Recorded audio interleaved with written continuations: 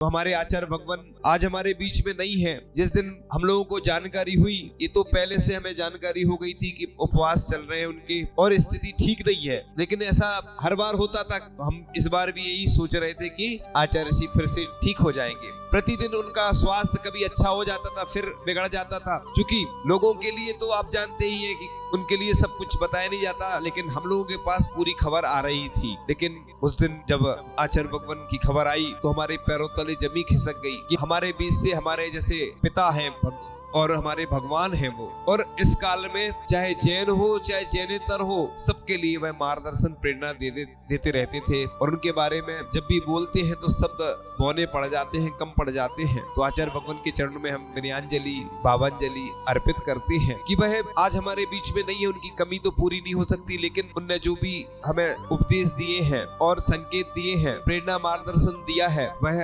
हमारे बीच में हमेशा रहेगा। और आचार्य भगवान की भावना हमेशा अच्छे कार्यों के लिए रहती थी और उनका आशीर्वाद जब भी प्राप्त हो जाता था तो बड़े काम भी बहुत छोटे हो जाते थे और सहज रूप से हो जाते थे, हम लोगों को लगता ही नहीं था। और आज उनकी जो कमी इस भारत के लिए महसूस हो रही है, सभी ने अपने अपने हिसाब से आंखों में आंसू बहा करके उनके प्रति विनयांजलि अर्पित की। चाहे वह प्रधानमंत्री जी भी हो, चाहे देश के बड़े बड़े नेता हो, चाहे कोई अन्य भी, सभी साधुओं ने उनके बारे में आचार्य भगवान को विनयांजलि अर्पण की।